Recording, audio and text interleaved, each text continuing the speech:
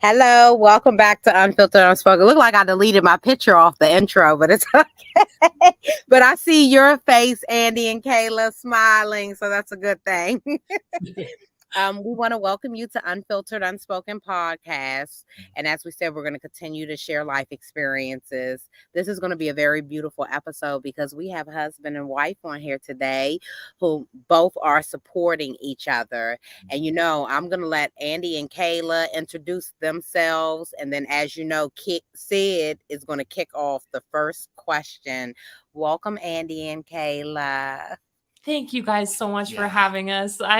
You guys are booked so far in advance. You have so many amazing guests. So I've been looking forward to this for months. And I'm so excited to be here with you guys. Yeah, thank you so much for making room to have us and to talk about the real shit. This is like our favorite thing. So thank you.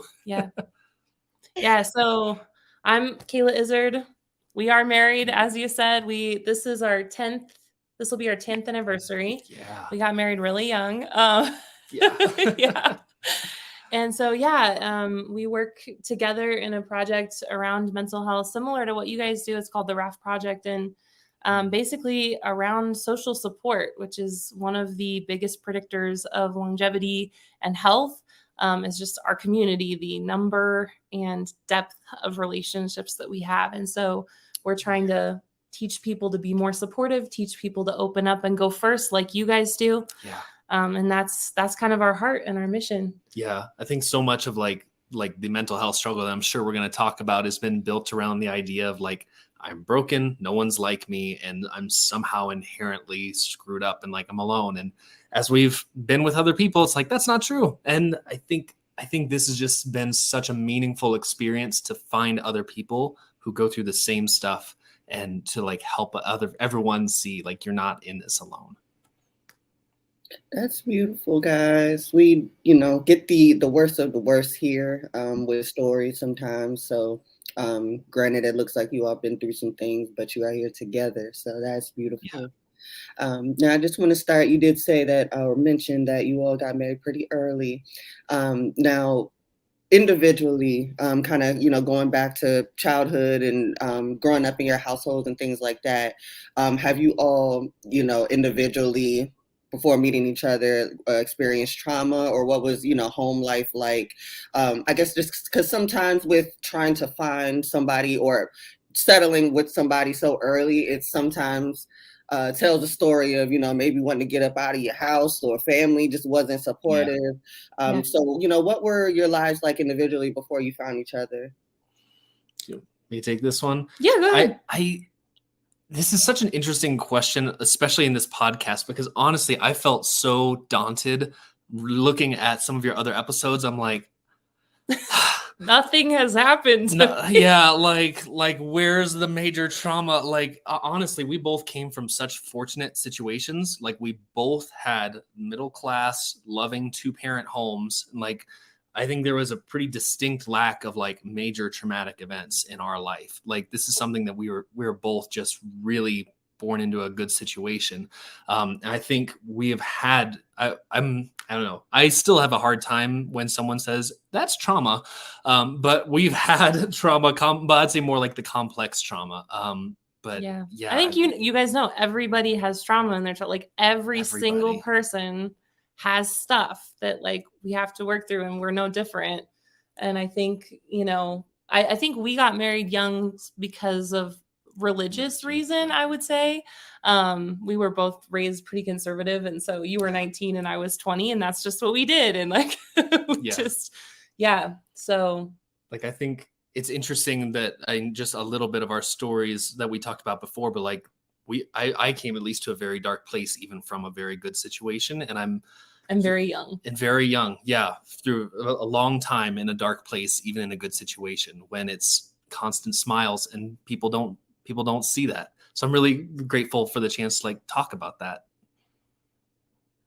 So can you tell us some of the dark places that you came from to give our audience some of the things you went through? And I'm assuming this is from your childhood, Andy? It's funny, on your intro slide, it said Andy struggled with ... And I'm like, there's a D in there where there should be like a present day struggles with. Is yes, currently in therapy is for. currently in therapy. Exactly. Like through childhood, I mean, I felt like I wanted to die from quite a young age, and that just remained steady. Except through childhood, there was always that hope of like, I'm going to get a car and it's going to get better. And it's like, I'm going to get married. We're going to get to have sex and the whole world's going to open up. It's going to be amazing. And then it's like, okay, marriage does not fix everything that's going on inside. And then that kind of started probably a few years of like getting darker and darker. So, I mean, I was suicidal for several years, but I'd say very actively. There were like 2 times I think that I've held a gun to my head and like was ready to go. So this has been like a very long journey. Even we were talking with a counselor a couple months ago, and she's like, "Do you struggle with depression?" I'm like, "I don't think so. I don't want to live. I'm anxious all the time, and life is not worth it." So, but is that depression? But She's not like, depression. "Yes, that's depression, Andy." So yes. The short answer is it's been a long road through pretty much steady depression, suicidal ideation, and anxiety, and ADHD. Learned about that one too. Yeah, same at the large age of 32. So yeah, understood. So did you discover these feelings and these issues after you all, were kind of together? Is that when things kind of, were able to show face, or can you recall any instances of, running into those issues prior to, you guys becoming serious, becoming married? Yeah, That's well, a really good question. for me, most of it started to like show when I was like 4 to 6, so young. When I was 4, I mean, I just kind of knew that like my life wasn't worth anything, so I'm gonna try and like serve other people. And I tried to enlist in the National Guard when I was 4 because I saw the TV commercial. I'm like, I'm gonna be a soldier and help people and die on the battlefield and like give a good death to if I can't live a good life. And that's so strange to think about at 4, but I mean, I truly believed it. That was unchanged. But yeah, when I was 6, my grandpa was kind of like my safe place. He passed away, and from there, things just kind of got steady darker, and self-harm started. And yeah, this has really been a long time, to the point where I didn't realize it was abnormal. I thought everybody felt this way. I just thought we didn't talk about it, which opened up a lot of conversations when I walk into a room assuming that people are not okay. And you kind of walked into a room assuming that people were all okay. And then as we came together and started having like friend overlap, our dynamics changed. I started to brighten up.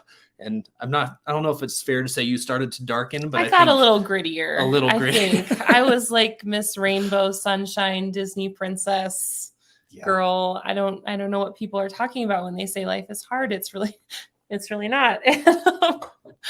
And then I started actually hearing what people go through, and then it all made sense to me. But yeah, it's been a process. So from 4 to 6, why did you feel unworthy? What put you in that position? What made you feel like you wanted to commit suicide? What are some of the things that you were going through? Because something must have pushed you there. Yeah.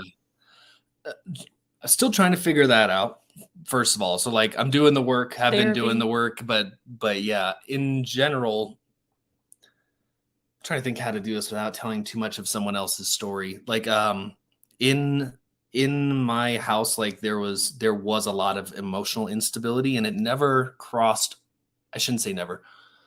It did not in general cross over to physical abuse. But it was serious emotional volatility. Even at a young age, I kind of became the protector for my mom emotionally. And it was just this, I'd say the idea, like I'm always the troublemaker. I'm the only one who can't keep his shit together. And I'm the reason that our family breaks down over and over and over and over and over again. that was a huge part of it. The spirituality that I'd say like the religion that I was raised in also did play a pretty heavy part of like, you're bad until you're good and acceptable if you can scrape by, but like you in general, not good. And then combine that with the family experience of just constantly being in my mind at 4 because of all problems in our house. That really did make me feel bad about myself. Like no matter what I could do, I just couldn't be good enough. And with the kind of growing up in a religious home, or where you kind of had to be the most emotionally mature, not if you ever have kind of told your family what was going on with you mentally, or anything kind of came up about it. I with these episodes, we try to with the trauma and trials and tribulations, tie together our differences, but also kind of shine a light on our similarities. So even with, obviously you all are white, we are Black. It's, with religious households, it's like, Mom, I'm depressed. Well, depress them damn dishes and pray about it. Like that's really how it goes. So, if you were to say, you were depressed, or if you had brought that to the table, what would have been, the response? Like, would you have gotten maybe the help you would have needed? I did bring it up just kind of repeatedly over the years. And it was basically my read of this in hindsight was that the family would not be able to function if we like sat with the reality of our situation. Like, I'm just trying not to share too much of someone else's story, but like with my dad, like he was, in my mind, he was by far the biggest source of instability, and like the one that when I did say, hey, I'm having trouble with this, my dad seemed to take it personally and then kind of go off the deep end and suck the whole family down with him. There's a lot of upset. It was, yeah, like when dad was in a bad place, and my mom filled her part of the family role, like everything collapsed. So, I mean, through individual conversations, even I don't remember how we ended up in therapy for a couple of sessions, but I mean, we pled the case and just they couldn't sit with the reality of it. And it kind of just got tabled, shut down, and discounted, and we move on. But yeah, it felt very much like gaslighting to me, where it's like I've tried over and over and over and over again, because I didn't want there to be problems in the family. I want us all to get along. We all do, like, especially as a kid. Like, you don't want to make waves. You just want everything to work. So I have a question. It's a two questions. I want to ask: were you the only child, or did you have other siblings? One younger sibling, sister. Okay. So you pretty much got the blunt of the blame for everything. And I always say a lot of times, sometimes when we have a parent that gives us a hard time, or a child, I don't know if you look like your mom or dad. And I look like neither of them. I look like my uncles, which were both. Could be a reason. Because both the villains of each of their sibling was kind of the villain of their story. So yeah, I looked a lot like the people in their life who were kind of the bad guys already. And that could be a part of it as well. But sometimes it's deeper. Our parents go through stuff. So when they go through traumas, they inflict it on us as well. So pretty much you felt like the black sheep of the family, the one that got all the blame for everything, regardless of what went on. That was a unanimous decision. So yeah, yeah, that was for sure I've had some adult conversations validating that as childhood truth. Yeah. Like, that one's not just Andy's opinion, fighting the gaslighting that's going on in here right now. And how did that affect you behaviorally? Like, what was school like? Where, what did you kind of just keep everything inside, or did it make you kind of act out? I was locked down. Like, correct me if I'm wrong, but when you knew me, but like I was pretty locked down. I went to school through 4th grade, and then we ended up homeschooling from there. So, I mean, you just talk about like narrowing the circle and like more isolation in the process, but like Yeah, eh, I wanted so badly to be good for people, like to serve other people, to take care of my family, to help others. Like that is a fundamental part of who I am. I just could not successfully do it. But in hindsight, I was a pretty damn You're a good great kid. kid. Like Yeah. the issue was, I think, more with the family dynamic and what constituted a problem, because I never rebelled. Like I just didn't rebel. I didn't smoke, drink, didn't cuss. I always wanted to be the best unnamed religious person that I can be. And like I just wanted to be good enough. And I tried. I worked my ass off for it. So I'm assuming that school was your getaway, and then your getaway from all the problems was taken away. School. What did you turn to? I mean, and correct me if I'm wrong, what did you turn to once school was taken away from you? Because I can only imagine that more of what you went through, you probably felt it even more being homeschooled. I would say yes. Homeschool is like can be very hit or miss depending on the situation, the kid, the families, the whole thing. But yeah, I love school. I'm very competitive. Like I'm social. I liked that. When that went away and like my friends started to like trickle off, it just was so lonely and isolating. And this is reality. It didn't, going back to like what I said way earlier, this didn't feel like an exception. This is the world. And I don't like it. Yeah. I understand. So I want to jump into Kayla really quick, and Sid will be back in a second. But I want to jump into Kayla really quick. Did you go through any childhood traumas, or you felt as though you felt anything as a child? I mean, yeah, I would say mine were all very, very like kind of normal family dynamic stuff. And I grew up pretty like unscathed, pretty protected, pretty, like I said, like my view of the world was so, unrealistic in a positive sense. And yeah, I grew up extremely religious and, everything was kind of sugar. I don't want to say sugared, but just like we only talked about the positive things. Yeah. And I have a heart for people, and I want to connect. And I always felt like I was out of touch. Like, I think even then I knew that I did not understand what was going on, and that I was like, but I have to understand. So I was constantly seeking out kind of like, what is happening actually, And she was homeschooled from the get-go. I was, so, and I loved it. I had yeah. a great time. My homeschool experience was very social and academically challenged. And I loved that process. I just think I was not, I just wasn't aware of how the world actually is when I grew up and graduated and got into it. Well, like the greenhouse. Yeah, right? it was very much, I had a greenhouse childhood. That is a great way to say it. And my daughter, I homeschool her as well. Oh, so, do you? That's yeah, awesome.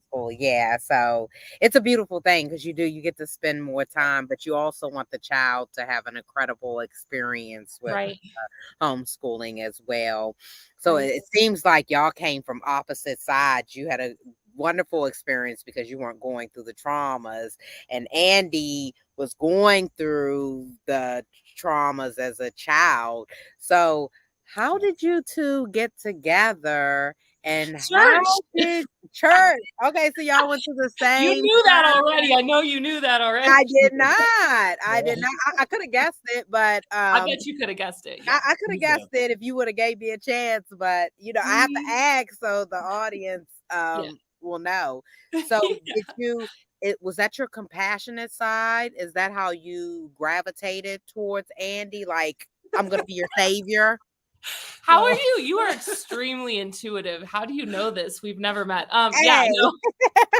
I was the elder's daughter. I was in leadership at the church we were a part of, and he and his mom came to visit, and Oh man. he's a little bit younger than me, so that's already at play. And when you're 16 and 17, that seems like a huge gap, but also like unsocialized 16. It's bigger.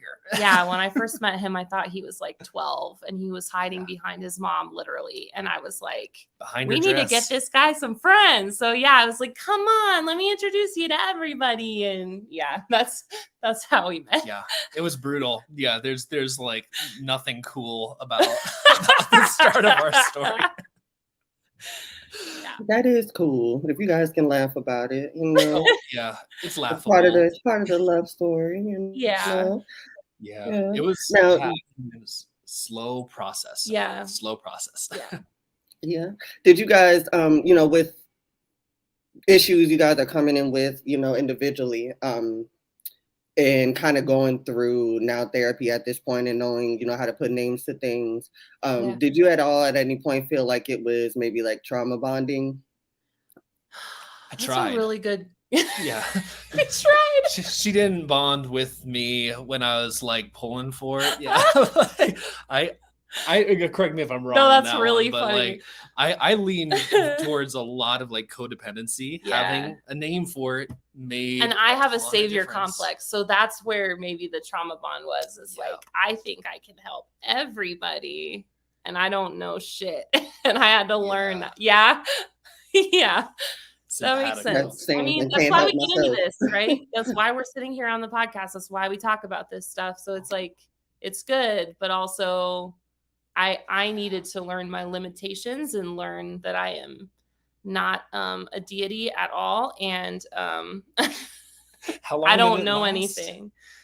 It was like Probably like 5 years into our marriage, I like gave up. I was like, I don't know anything. I'm gonna stop trying to give you advice because I clearly don't understand at all what you're going through. So and that's what I was about to ask going into that. Like, what did y'all go through? Like, through your marriage, you come from a different family background, and Andy comes from a different background, and you're trying to save him. I know, like, you were like, what did I do? Like, I should, sometimes you're like, I should have walked away. Like, I can't do this. Yeah. So what are some of the things that you go through? you. And what is holding you there now? Like, yeah. I mean, I think the reason that I was attracted, like we studied together a lot when we were young, and then we became friends, and then best friends, and then dating, and then got married. So it was very like, he just kind of, I don't know, came in my life, and I never wanted to let him leave. And so I'll answer your last question first, which is, honestly, he's like the best person I've ever met, I think. And like, he cares so deeply about people. He is such a kind, like I had to work a lot to like dig past all the machismo, but once he let that go, he's just like my favorite person ever. And I respect him so much. And like, he brought into my life the reality and the authenticity and the vulnerability that I had not seen before and was desperately craving, but had no idea how to like even approach. But yeah, I mean, so that's always been there, and I could always see it. I think too, like, he was obsessed with me, and he really respects me genuinely. And like, he has always treated me with respect and love, and not always niceness, but like, he was, I wouldn't say he was ever abusive to me. And that's, we tell the story a lot, and like, I never want to advocate for people to stay because I don't know the situation. Right. And so like he was always looking out for me as much as he could. So that being said, yeah, I mean, we first got married, and like, I I mean, actually, when we first Dating. started dating, I Yep. think we were friends and we were great friends and we were best friends and we had so much fun. And then we started dating, and that's when he started with the codependent thing. And that, like, dating was honestly kind of horrible. Yeah. It was exhausting, and then it just didn't get better for like 8 years. So, yeah. Yeah. Like she said, we are not in the like, man, you got to stick it out camp. It's all going to Yeah. be worth it. Because honestly, I didn't know it even would be. would not, like, in hindsight, we talked about this. I'm like, you should have left. Yeah. You should have left, right? And we did separate for a time when things were just spiraling, and that kind of sparked more change. But yeah, this is something I feel like we're really grateful that we have stuck it out. Yeah. But would again not say that the answer is always to stick things out. Right. Like- You were so committed to growth. Like, I think you're a little masochist in a way. And so, like, you just don't mind the pain of like going to therapy and going home and crying and then going back and going home and crying. Like, you just, like, I don't know. I want you things don't to get avoid better. pain. And so you grow. And I saw the growth like year to year. I was like, he's trying. I know that he's trying. I know he's not just skating. So, yeah. Yeah. Going back to that, like, deep commitment to other people, like, Yeah. that is my go-to, much more than self-care and like actually making sure that I have a happy life. Mhm. So we've been working on both now, but Finally. but yeah, I was very, like, so much respect for who she is, always has been. Like, she is like one of the best people I've ever met in the way she like lives, like, thinks, cares for others. Like, nothing but like love and respect. And I didn't ever want to throw that away, except for throwing all of it away. But Well, not because you got of it that. back though. I got it back. Yeah. That's great. Now, I did briefly hear you mention, Andy, you kind of went down the codependent route, and Kayla, you went down the savior route. Andy, what were the things you were reaching? What kind of things were you reaching for in regard to the codependency, or requiring as far as codependency? And Kayla, I guess, what did you assess, or what was your assessment of how he needed to be saved? Oh my God. Yeah. You guys asked such good questions. Goddamn. All right. Yeah. And you were muted, Demetra. I saw you say something. And I was like, good question. That was a good question. Good answer. Good answer. Okay. Right. Yeah. I'm like, the way you ask this question, I'm like, I feel like we have a story or some. I would love to hear your story later too. How's my mind works, you know? Yeah. There you go. Neurodivergent powers, guys. Right? Yes. For me, to be honest, I wanted to feel happy in life, and I had no idea how to do that. And I think I wanted her to help make me happy. I mean, that's like, I needed her to help me get more sleep. I needed her to help me get more food because I didn't know how to do that for myself. Like, I needed her to go regulate your emotions. Regulate my emotions, help me figure out what I was feeling, because all I knew was I'm just feeling up here and I don't know what it is, and I need you to help me. I need it. Or it's like, I'm like crawling right now. I'm like, yeah. It's gross in hindsight, but I was just honestly on the edge the entire time, and like, I needed a whole ass life vest to try and put around me and keep me alive. That was pretty much it. It's true. That's a good way to say that. How about you? Yeah. Well, and I think for me, I'm like, I'm functioning as an adult. You're obviously not functioning. So maybe I can help you function. So I slid right into my role. I was like, I was falling with style. And yeah, I was like more than happy in our first couple of years of marriage to help him try and get some, like, I was, and I didn't know about the ADHD. Like, I read about that way later, like year 7. Yeah. And so, yeah, like, he's neurodivergent. Everything that works for me didn't work for him. So, like, I gave it my best shot. for probably like 5 years. And honestly, nothing I did worked. And so at that point I was like, bro, I cannot help you. There's like, with what? But I'm out of options. Like, I've given you every tool in my toolbox, and it's like none of it. You're not happier. You're not taking better care of yourself. Like, it just was, yeah. And high functioning anxiety. We didn't catch that one either. Yeah, I say high that functioning, was within the last 12 months he was diagnosed with that. So like, we're still like trying to dig all this up and figure out what the name for it is. Yeah. Having a word for it. I'm like, I sleep fine. I don't know why you don't want to go to sleep. You just literally lay down. I don't understand. I'm like that too. Right. It's anxiety. It's like I'm always thinking about the next thing. Mind is constantly going all the time. Yeah. Right. Even this last month, we've been talking. She's like, you have like serious nightmares. Yeah. Like, you don't have good dreams. Like, he is plagued by nightmares when he sleeps, and I am not. And so, of course, he doesn't want to go to sleep. And of course, he wakes up early. And like, I just, that was my that could be from your childhood too. Are you digging into your childhood? Like with therapists? That's like one of the biggest pieces of childhood carries into the adulthood. But I wanted to say this really quick before I ask the next question. But it sounds like you were looking for a mother and you were being a mother to him.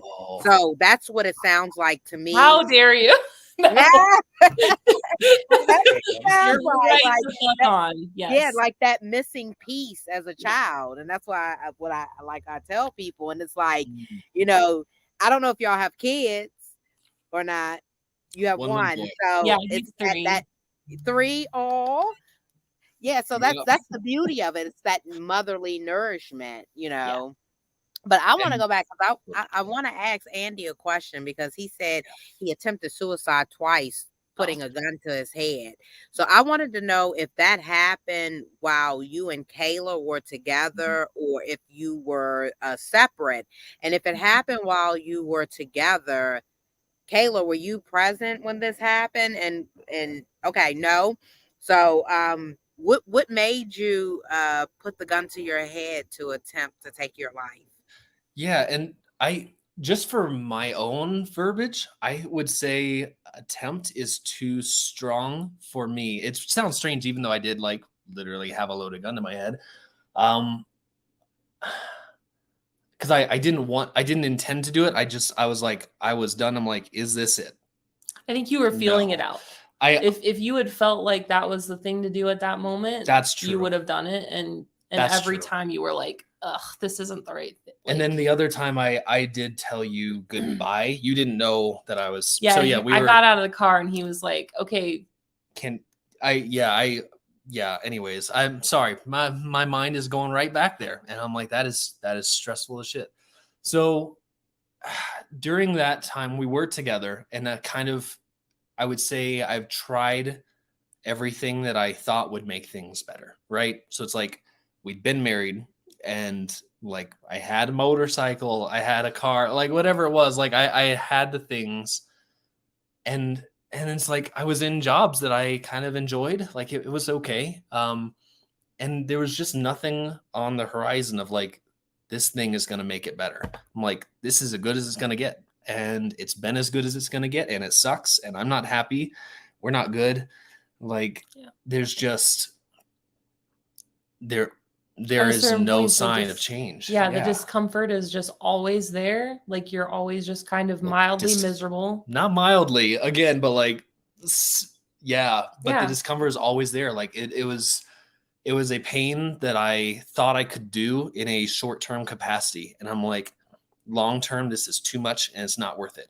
Yeah. And like, why? It was kind of in my head. Like, why? I'm 25. Like, this is stupid. What was going through my head? I'm like, there's no reason. So, I mean, at the time, I'm just trying to think about which time was which. But yeah, I did have a gun to my head, and I remember thinking like, if this is it, like if it feels right, I'm going to do it, because why not? Like, we're not happy. She's going to find someone better because I am inherently broken and I'm just dragging her down. And all I'm doing is wrecking her life when she's an incredible person who could be having some other good life, but I've got her stuck. So it didn't feel like I was hurting her at all. It was kind of in my head. It seemed like a release. And it just didn't feel right. So I put it back in my holster and went on about the day. And then the other time, when I really did say goodbye, I was ready to do that. We were staying at my family's for a year. I think we were living with my family for a year after a housing situation left us without our stuff in our home. Anyways, but yeah, I was just childhood sensitivity dialed way the fuck up. It's like living in the same home with the same people in my same bedroom. I'm like, everything was just resensitized. And at that point, like, we were distant, and it was just, again, like, nothing has changed. I mean, things have like crept along better-ish, but like no sign of getting better to make it worth it. And I remember we were fighting in the car in the driveway, and I think it was like, we're not getting anywhere on this. It's like, we're just not getting anywhere. And you're like, I'm going to go inside. And I'm like, okay, I love you. I just need you to know I love you. And you're like, okay. And you got out and closed the door. And I like rolled the window down because I had my gun with me. I'm like, I'm going to the desert. I'm going to do it. And I remember I told you, I'm like, hey, could you get back in the car? Like, would you please get back in the car? And she did. And if she didn't, I think I would have gone out, but she did. And I just broke down crying, and you held me, and I don't think you quite knew what it was about, but yeah, that was a really shitty night. And I know Sid is about to ask a question really quick, but I just wanted to know, is a yes or no? Did you feel like you were a burden? Yes. Okay. Yeah. Okay. How did, with your kind of cocktail of, mental, condition issues here, and that's, no judgment whatsoever. Oh, I know what you're saying with you. Yes. Shaken, not stirred. Right. How exactly was your, was the depression and the anxiety showing up? And the reason I asked is because, as somebody who does have ADHD as well, and probably undiagnosed depression at this point, for me, it's like, my body feels every bit of what I'm thinking in a sense, but at the same time, it's almost like I gotta remind myself to be depressed. It's like, it's very weird. Like, I feel it for 1 second, and then I'm like, scrolling TikTok the next, and then the next, like, I'll be listening to songs to make me feel what I'm thinking about. Like, it's very weird how it shows up, especially with different kind of spectrums of the mental health thing. So how, I guess, specifically was it showing up for you, or how, I guess, obvious is it to Kayla or your family, just, maybe he needs his space right now, or maybe he needs this, or maybe he needs that? Like, how does it show for you? Both. Now or then? Both. Mm-hmm. Why don't you take that angle first? I'm trying to remember. I mean, then it was tough because, like, I could not sort out a personality trait from a mental health symptom, from an ADHD symptom. Like, it was all just Andy. Yeah. And this was like how Andy responds. And this is how, and like, I mean, I could predict certain things, and like, I could watch him, like the stress go up and then him kind of shut down. But of course, I didn't experience that. So my solution was to like talk it out. And that was not help. So yeah, I think now he's done so much work that like, he's not in that place all the time of just that like hyper depressed, hyper anxious, ADHD overload, place. And so now I see it coming. Like, I can clock like, that was stressful. We're talking about this. Okay. Yeah. And then I know, like, hey, you need to go take a hike, literally a hike in the forest, and calm down. So yeah, I think like for that particular cocktail, the biggest thing was like self-harm. Like I knew if it got to a point of being so overwhelming, like that was gonna start. And then otherwise, like previous steps before that, he would just kind of like he couldn't form an intelligent thought. Like he's just powered down, and like his eyes get really wide. He has his like hands in his hair, like, and The higher they go, the worse it gets. And he like just lays down, and I should have known then, like, okay, we need to be done. Like, yeah, if you go, we call it going vertical, like horizontal. Horizontal. Yes. Oh, he's horizontal. Yeah, I don't know. Does that answer your question? Yes, because one thing about me, I'm gonna take a nap. It don't matter what I'm going through. If it's too much, it's nap time. That's you just check out for a minute. So I completely understand. Yeah. Yeah, I think. Oh, go ahead. Oh no, because I was gonna ask Kayla a question. Were you scared for your life? Like, I mean, did Andy scare the crap out of you? Like, did you fear? I don't know. There were points in our journey where violence, he was desensitized to violence towards himself, towards others, towards women. But so there were points where like things he was saying, I was like, what the fuck? Like that's no. And there's been points where like I knew there was a good chance I got swung on if I like tried to intercept him on something that he did or was doing, but I just didn't. And so like he's never put hands on me. But yeah, it crossed my mind a couple times. Yeah. When we were separated too, I think that was probably another like, is Andy gonna go off the deep end or not? But you didn't. I don't know. You didn't really know how bad it was, did you? No, I didn't know how bad. I just couldn't tell like what things were serious, what things were just you trying to cope. I couldn't tell. So yeah. So like most of the time, like this face was the face. Like I really didn't get very like huffy puffy and like I didn't like throw things and it would be yell. No, we'd be having this conversation where I'm like 99% of the way to a breakdown and it pretty much looks the same. Yeah. Until the next second, like I'm just hitting myself in the head and screaming and like Andy is way overstimulated and Andy snapped. I didn't hit you, but I beat the hell out of me right in front of you, or road rage. Like honestly, like that's true. There have been times where I'm like, you need to pull over and get like I'm getting out of the car. Yeah. Like you're done. So yeah, I mean stuff like that. Now that you say it, yes. I'm like, I think a little more maybe than a little bit. thinking, Yeah. but... I forget. It's been a while, but yes. Yeah. Realistically speaking, if it got to kind of like the end game of you all's relationship, and knock on wood, it's not gonna happen. But if it was, to get to that point, and other reasons, there are other reasons forming as to why you all need to separate. Yeah.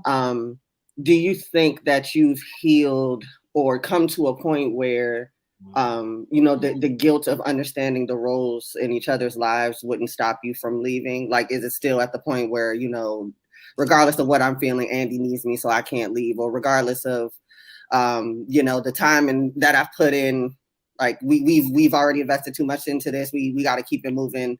We got to stay together. Like, are you guys, at a point where you can kind of be, I guess, introspective about that, and not feel guilty with, the history you all have on the table, and be able to still kind of move on? That's a fantastic question. I've never been asked that question before. I love it though. I think my relationship before him, I think he was a narcissist and he held suicide over me a lot. So I was kind of not played that way by the time I dated Andy. I was like, okay, well, there's nothing I can do about that. So if you feel that that's the right decision for you, then I'm not going to try and, but so I think I always kind of have had those boundaries, and I've been really clear about them. I'm like, if you put hands on me, and then like, before we had a kid, I was like, we had some serious talks before I got pregnant about what behavior I would and would not put up with, as far as like staying and having our kid with him versus me leaving and taking our son. So, no, to answer your question, like I definitely have a framework of abuse, I would say, that I'm willing to walk over. And if he starts digressing in a huge way, like I'll always care about him. I'll always like be there for him, but I will be safe first, and our son will be safe first. Yeah. Yeah. Okay. And like, this is go ahead. Okay. Like, this is something that our therapist asked when we started couples counseling, is like, how committed are you to the relationship? And I think my answer was 9. I'm like, if this is something that like, it's just like, works out, like we learn about ourselves and we learn like, shit, we were really like, we got married way too young. We didn't know who we were. We didn't know about the world. We didn't blah, blah, blah. It's like, this is not a good relationship. I'm like, I'm willing to let that go. But I've seen so much about her that tells me that she would not be the problem. I know that I've got a bunch of internal stuff that is wrong. So like, let's talk about that before we like sever the relationship. Right? Because all this is going to come out with some other person. Like, she was never the problem to me. I was definitely everything. I was part of the dynamic. Part of the dynamic, for sure. But yeah, to answer your question, we have talked about this in depth, and like, this is an interesting thing that I don't know if I would be okay down the road, but I would be okay with the break if that needed to happen. He would let me go. Yeah. So I have so I don't know how long, but self-abusing, you were self-abusing yourself. Do you still self-abuse yourself, or have you stopped? And rarely. Then rarely? Very rarely. If he can manage his stress, it's a coping tool. So if he can manage his stress and anxiety before it gets to that point, it's rare. Yeah, it's always been like the adrenaline dump gets me back in the zone, and we're good to go. We're back to serving people. Okay. And I'm glad you're honest about that. It's a beautiful thing that you're very transparent about that. But I wanted to know, did your son help change your life even more, having a child? Because I know sometimes a child will just completely change your life, and trying to do things different from your childhood with your son now, because now you're a parent. So the dynamics of the change of that. I love your self-awareness so much. You guys ask the best questions. This is so good. Yeah, it was fall of 2019. We had what we call our burn the ships conversation, right? Where it's that idea of like, okay, we are torching the ships, so we're either going to make it out here or we're going to die out here, but there's no going back. There's no getting out. So that was when we were talking. He wanted to have a kid, like in the middle of all of this and all of the stuff we were going through. He wanted a baby, and I was like, the whole time, like, no. I think violent head shake. Right. Exactly. I'm like, I have a baby. No, thank you. I don't. Yeah, really though. I can't parent too. I thought that a kid would fill another void. Thing. Like it was another thing. A truck, a wife, a child, dogs. Yep, dogs. Yeah. So like that was, Yeah. So I basically told him like, I'm not gonna be a single mom. Like, well, I can't control all of that, but I told him like, if you want to have a baby with me, I need you to basically like commit to being here to raising it with me. You cannot nope out. Yeah. And that was the burn the ships conversation. So we thought about that, and like that took some time for me to process, because by 2019 I had seen enough improvement in myself that I'm like, okay, where we are at now is bearable for the long term. I don't like it. I'm not super happy. And honestly, most days are a negative. But this is worth it to me, and I can deal with this level. Which doesn't sound super duper healthy now any more than it did then, but that was the conversation. And after some chewing on it, I'm like, okay, yeah, I will take that off the table. And even just that by itself, that changed my world, because I started looking around like, okay, well, if I'm stuck here, we better spruce the place up because this sucks. And like, it's uncomfortable and I don't like it. And fuck it, I'm going camping. So I'm going camping, or it's like, I'm going to have a snack. Take that. Deal with that. Yeah. I'm like, yes, go have a snack. What are you talking? Because I was going to ask, do you feel like you've probably missed pieces of your childhood. So it's like you're you're acting out your childhood into adulthood, and you're throwing temper tampers or the behaviors that came from your childhood into your adulthood. It's almost like you can't release from your childhood. Yeah.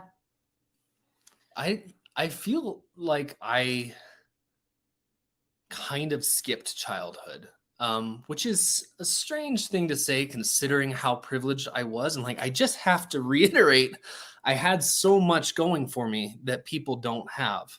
And like, it's still something I feel very guilty talking about my mental health as like in the middle of a loving, middle-class, white, college paid for, like 2-parent home. But there was a lot going on that people didn't know. But that's what I was about to say too, Kayla. I hear you continuously say I was privileged, but you were also privileged to verbal abuse and mental abuse and certain aspects of that. And that's the dynamics we want everyone to see. You can be privileged, but there is abuse that comes from the household. It doesn't matter how much money you have. It doesn't matter how much wealth you have. It traumatized you, and it goes from that childhood. I have workshops. They're called childhood traumas affecting adult decisions. So it seems like a lot of your childhood affected your adulthood and your coping skills into adulthood, and your homeschooling pushing that back and isolating you and holding you captive into that mental state. Because a lot of what you're saying, it sounds like you're still living in that mental state of as when you were a child. So much. And things have gotten very different over the last like 5 years or so. So I'm going to say when you burn the ships. When I burned the ships, things started changing very noticeably. Yeah. But like, yeah, even like so much of who I am as a person now is built around something that I don't want to be like from childhood. And I find things or people that they have something that I'm like, I like that. So, I mean, even just characters in movies, like, I don't know if you've ever seen This Is Us, the TV show or not, but I'm like Jack. I'm like, I'm going to fucking be like Jack. And I'm like, I will mold myself to be more like Jack. And I've been more of who I want to be from that. But yes, so much is like not wanting to be like my dad, right? And I just keep seeing it over and over. And it's so embarrassing when you find something that is such an adult pillar of my life.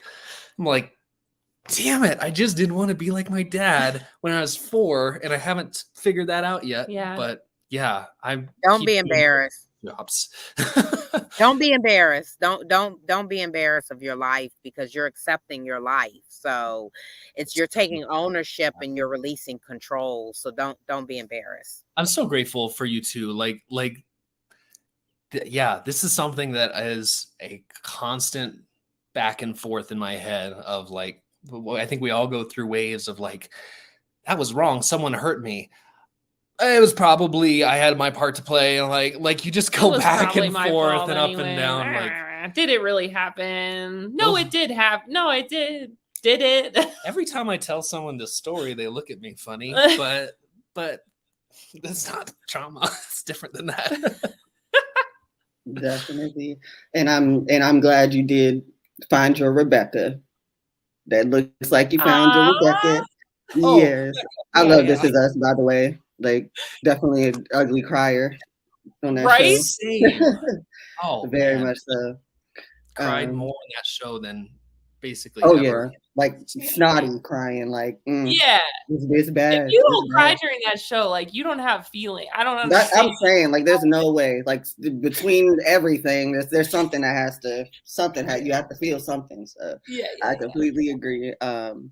I do want to ask. I'm not sure, Demetria. Did you ask your last question here? You probably want to do that first before. Oh, look, I wanted to ask one more question, and then I'm ready to talk because it's like on my tongue. I thought you were gonna ask something.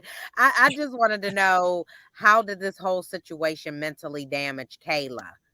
Like, how did it damage you as a person coming from no issues? Yeah, you got some diagnosis of your own now. Yeah. Right? Yeah. Man, that's a great question. I got really aggressive and bitter and self-protective for about 3 to 5 years. Yeah. So like I don't have any diagnoses as of now, but like I'll say one is I have a very supportive support system, and I think I was able to lean on some key friends and family that know who they are, and that helped me be very resilient. And also I shaved my head at one point, and I would have told you up and down that like, no, it's a fashion choice. And I really do think I was just pissed. Yeah. And I don't, this is my journey and I don't know about anyone else's, but like I gained a lot of weight. Like I think my body, I didn't change my diet, nothing. And I think my body was just stressed all the time and was holding on to everything and was very self-protective. And then again, my diet didn't change and I lost it all in like 6 weeks. And I don't even know what happened with that to this day, but like it affected me. But yeah, I mean, it also made me a more empathetic person, which I'm grateful for. Yeah. Definitely. Yeah. I do say there's like an old meme that circulates and it's like, yeah, the older I get, the more I understand the Britney Spears breakdown. So when you say just shaved your head, I'm like, look. Like I one step away, I'm telling you. Yeah, right. Yes. It's like I am this fucking close. Like, push me. I'm telling you. If I wouldn't be depressed once I had to the realization I just shaved all my hair off, like I would have done it. But I've been at that point. It's like freeing. Yeah, I've been thinking about it, like, and I have like long, like my locks almost touch my behind, so I'm like, oh wow, it's a commitment. But yeah, mentally I've been there. So I do. We almost are at time, and I do like to take this moment to do what we call a shameless plug. So you do have your banner scrolled in across the bottom here. We just like to let the viewers know how to reach out, what kind of projects you might have going, anything that you might need traction or traffic to. This is where you sell yourself, and let the viewers know how they can reach out or utilize your services. Well, before I forget, we have a book. Every time I always forget that we actually wrote a book and have it available for sale. So I'm like, this is my one chance. I'm like, we have a book that we wrote together. I say we. It's kind of like a kid. Like I was there for some of the exciting parts, and also your time writing the book looked a lot different. Yes, than my time. My gestation was a lot more labor intensive for that book. But yes, and our work, it's so weird to like plug after this like super deep like conversation, so much. But yeah, like our work at the Raft Project, if you want to follow us on Instagram, where it's an ever evolving journey, and we're trying to, like I said, the support system is what ultimately pulled Andy out of that really dark place, is learning to, we call it the raft, because we need so many different and diverse planks in our support system. So just helping people learn how to be supported and be supportive. So in our community, it's kind of similar to the 12-step community, where it's like you always basically can plug into a group of supportive people when you need to. So for people who feel like they are truly alone and don't have anyone that they can talk with, like, we have that community. And that's, or if you have lots of friends and you still are not honest with your friends, which is, yeah, we come from very different sides of a very similar thing, ironically enough. But yeah, I don't know what else there's to say. I hate plugs too. I mean, truly, he's so bad at them. It's really cute. Yeah, it's the worst. No, it's okay. That's why we advertise your book in the beginning of the podcast. So you didn't forget. We didn't forget. So yeah, that slideshow was badass. We're like, yeah, we did that. Yeah, we did that. Look how cool we look. Yeah. I don't know if the camera was showing us or not, but we were like, I seen you. We can see you in the background. So yeah. And we're almost at time. So just really quick, can y'all just tell us one thing, advice to the audience, that to hold marriages together and not to give up on your spouse?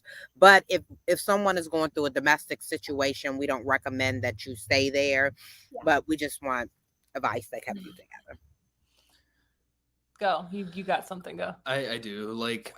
For me, it's like you absolutely have to do your own work, and relationships don't fix shit. Like they may make things feel a little bit better in a way until it phases out. But I, as someone who in my mind should have been left at certain points, but you chose not to, you have to do your work. Otherwise a spouse can't carry you not doing your work. Maybe that's the short version. Yep. And mine is, don't try to do other people's work for them. So there it is. There you go. Thank you. We appreciate it. One thing, just yes or no, because we have to go, and I know Sid gotta go. Yeah. Did your family want you to leave, Andy? Did they tell you to leave? Ooh, that's a good question. No, they supported me. Just whatever I chose to do. Yeah. Okay, I love it, because most families like, why are you dealing with this? There's always some chaos behind it, but that's beautiful, because I always say marriage and relationships is a no trespassing. So yeah. So true. You guys are the freaking best. Really? Thank you. Thank you so much for having us on. This was a blast. You guys are very insightful. The thing where you see through us. Yeah, I felt that. Hey, that's what Sid and I do. That's why we're very organic, and we're a team. Sid and I, we're a team, and we're going to continue to be a team. And when you go through traumas in life, that's the thing we want to gear up and make sure that folks understand the traumas that folks are going through. I love that. Thank you so much for letting everyone know we're not alone. We are not alone. We're not. Yeah. Sid, is there anything else you want to say, or you're good? No, just thank you all for coming and sharing, and being completely transparent, and giving us a live example that sometimes the work does, it helps. It's all worth it in the end. Everything's not in vain. So you guys are beautiful. Thank you for coming. Thank you so much for. Thank you. Well, don't you go nowhere. We are about to end. Thank you again. We truly appreciate you. First episode with husband and wife on the full entire episode. So we definitely appreciate it. So we want to thank you for tuning into Unfiltered, Unspoken podcast, where we are going to continue to share life experiences of others in hopes that someone will connect with the life experience so that they can start the journey to healing. And Andy and Kayla show a beautiful testimony. Kayla did not give up on Andy, even though she wanted to. but she didn't. And they have a lovely child together, and they're healing together. And Andy is in his continued change mode to healing, and Kayla is there to support him every step of the way. So make sure you check out their work. We've shared their information, and we'll see you soon. So thank you for tuning in to Unfiltered Unspoken, where we're sharing life experiences of others in hopes that someone will start the journey to healing.